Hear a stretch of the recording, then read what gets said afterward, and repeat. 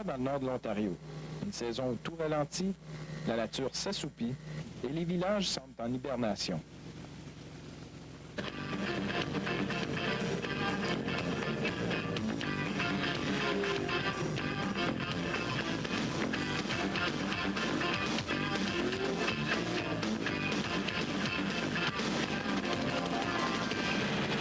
Riahurst, c'est incroyable. Les gens sont extrêmement fiers de les motoneiges.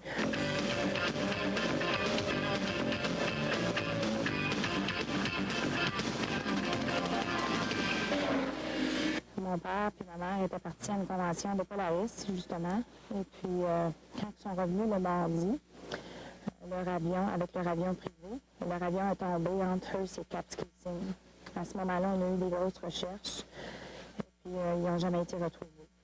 Alors, nous autres, on est 3 filles chez nous.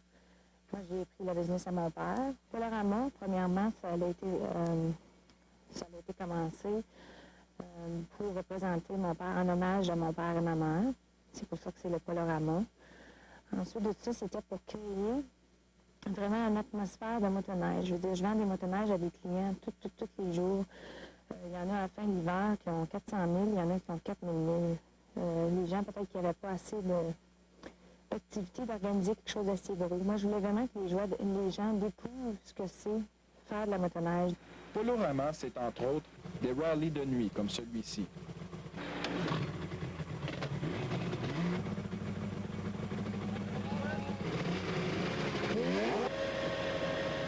Le clou du Polorama, c'est la course NorCan 250, qui rassemble certains des meilleurs coureurs du continent. Bien qu'on attende la crème de la crème des coureurs ici en fin de semaine, on nous dit qu'il ne faut pas oublier les motoneigistes de la région, qui, eux, ont l'avantage de connaître la région et, semblerait-il, n'ont pas froid aux yeux.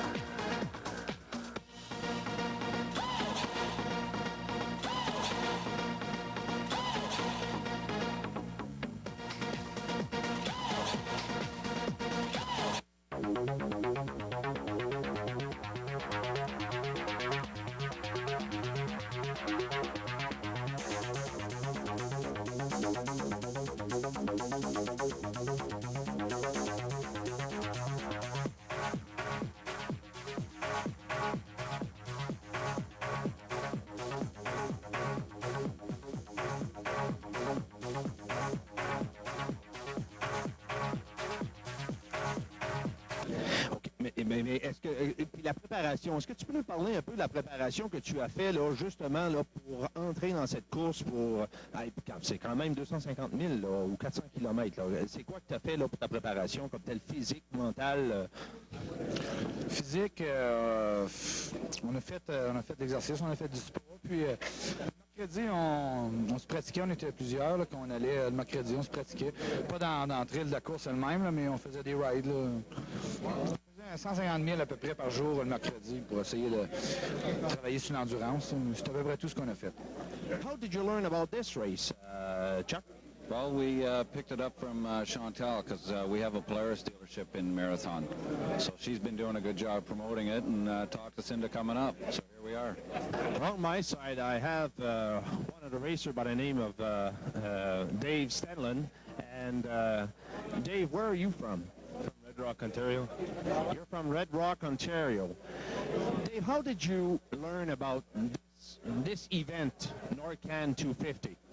Through advertising, and my race coordinator sent me forms about the race and that I should go down here and try it out. That's basically how I found out. Did you, Dave, did you ever done any races as such, in this kind? I just got back from the Ultimate 500, the one from Winnipeg to into the States. Went to Roseville, Minnesota. It's a 500-mile race. That was a good race, and I had lots of fun there. I placed fourth.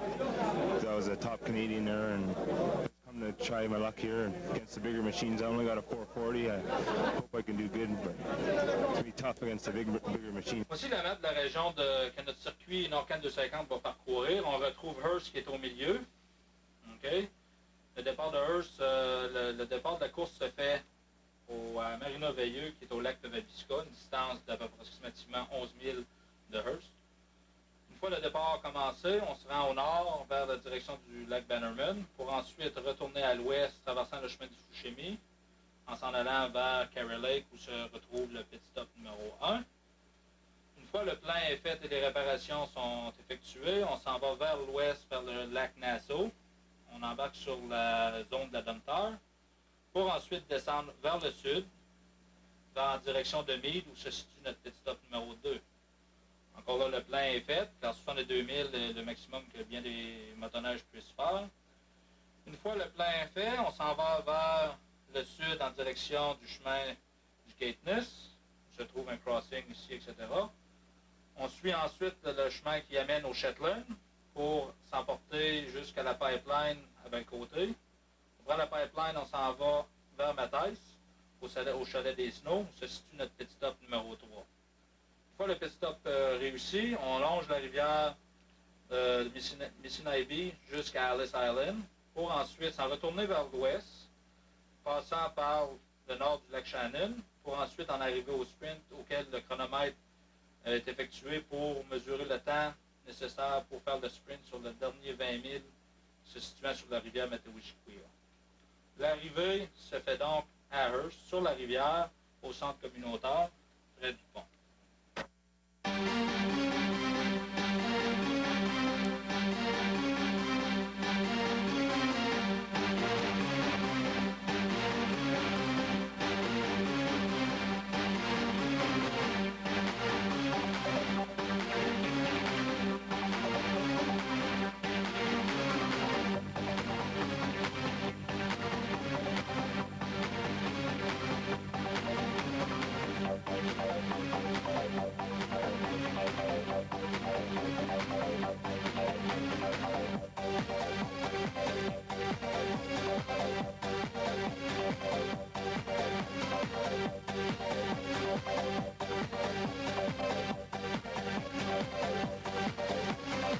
Que ce soit, et c'est ça, il laisse aller.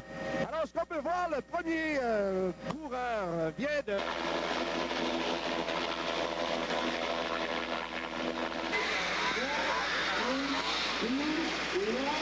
Et voilà, le signal est maintenant donné. Il s'agit de Jason Jobson au guidon, d'une...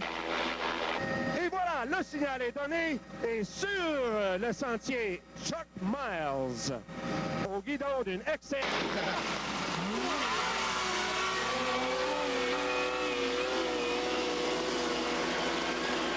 All roads, and he's racing and he's just going.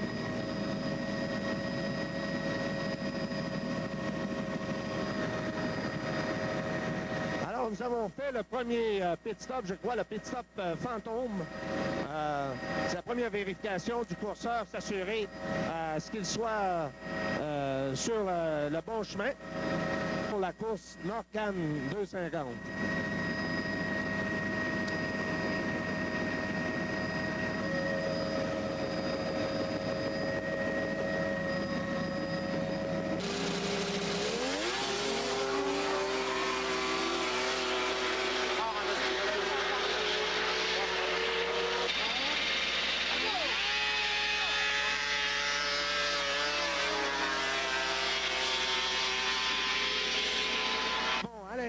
Un autre machine à neige et au stand, vous allez apercevoir, et voilà, à l'écran, vous apercevez...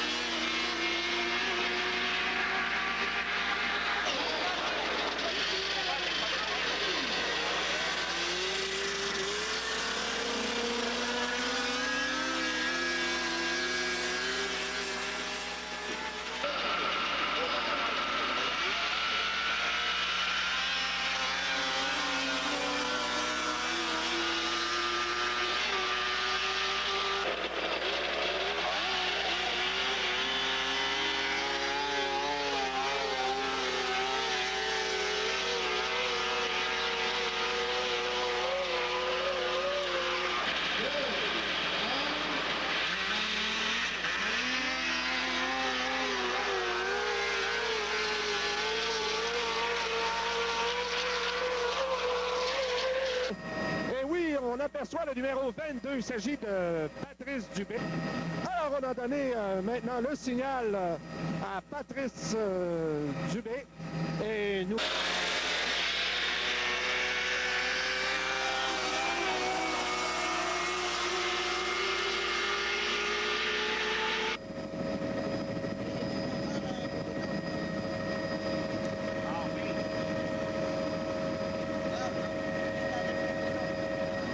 Regardez l'excitation, messieurs, dames. Nous avons un coureur qui a justement dépassé un autre coureur et l'autre, il est tombé en bas de piste. Fantastique. Quelle course, messieurs, dames. Je crois que le dernier coureur a des ennuis. Du moins, ça semble qu'il a des ennuis.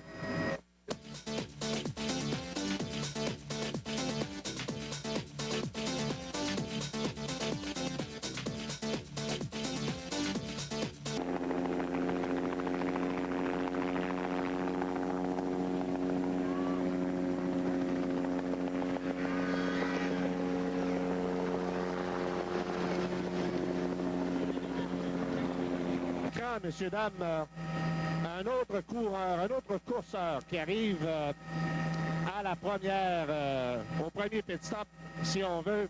Et encore une fois, il se doit d'arrêter, de faire poinçonner sa carte. Et comme toujours, et c'est reparti, messieurs, dames. Ghislain Lacroix portant le numéro 200.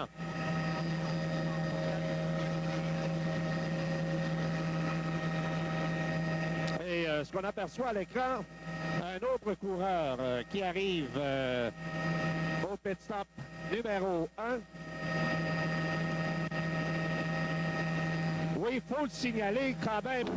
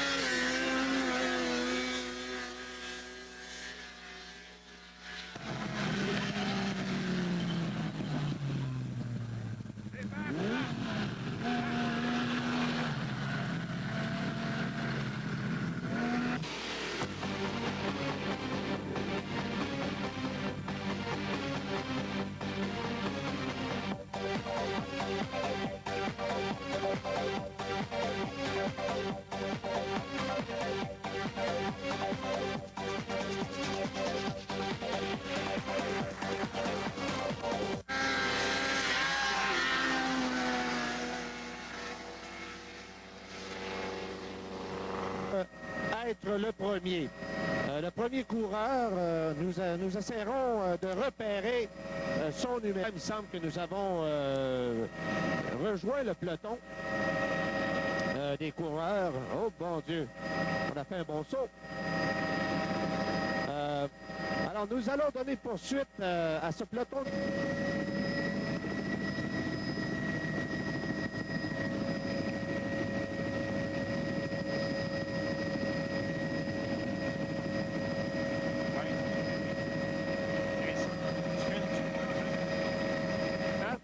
Ghislain Lacroix, il est parti en 5e position et on se situe maintenant...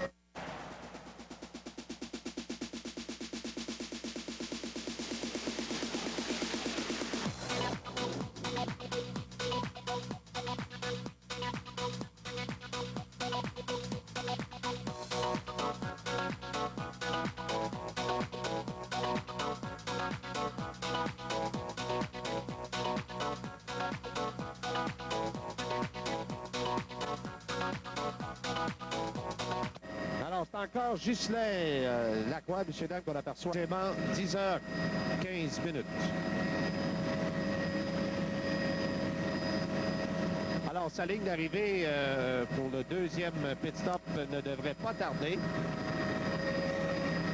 On se situe peut-être à 5 minutes, du moins tout au plus.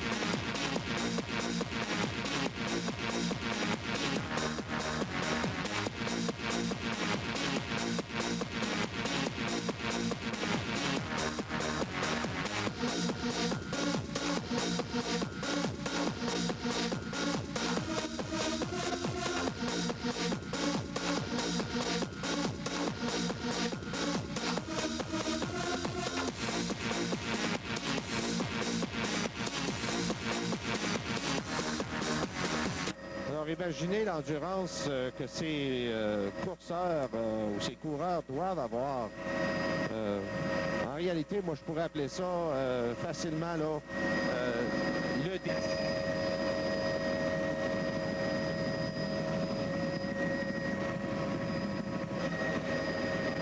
Et voilà. Et voilà, on voit un des courseurs arriver.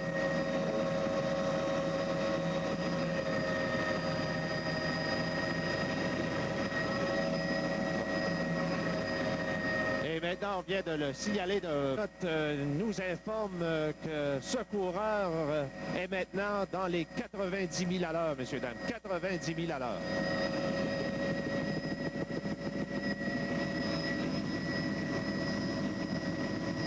Alors, imaginez à cette vitesse frapper une roche ou encore une lame de neige. Et n'étant pas alerte, vous pourriez tomber en bas de votre machine et sûrement vous blesser. Mais ces gens semblent...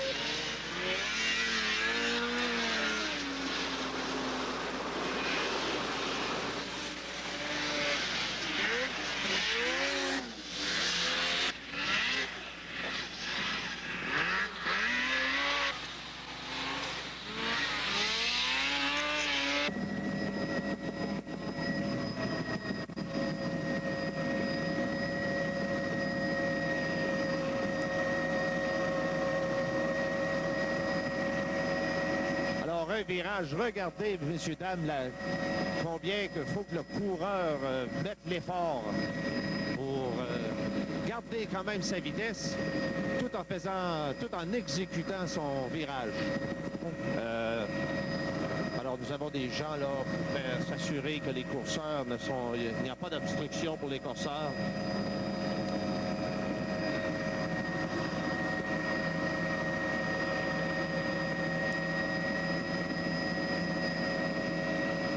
Lui, sans savourer la victoire ou une victoire, Dieu sait, de Hurst, de l'arrivée, de la ligne d'arrivée. Le tout devrait s'effectuer dans quelques minutes.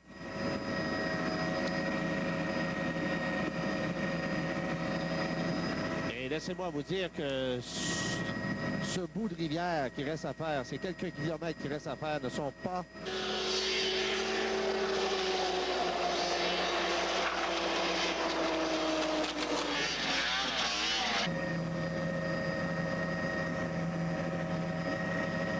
En 4 heures, messieurs, dames. Il faut le faire. Oh là là!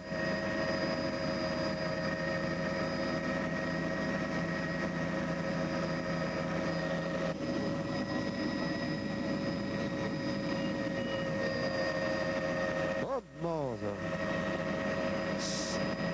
Époustouflant, messieurs, dames. Époustouflant. On ne laisse aucunement aller le pouce qui donne du gaz. On saute, on y va, on court, Oh! C'est comme je vous disais, le bout de rivière qui restait à faire n'était pas pour le moindre. Moins d'1 kilomètre à faire, messieurs, dames.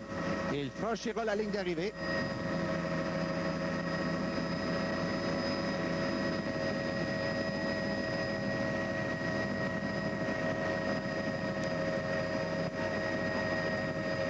voilà, c'est fait.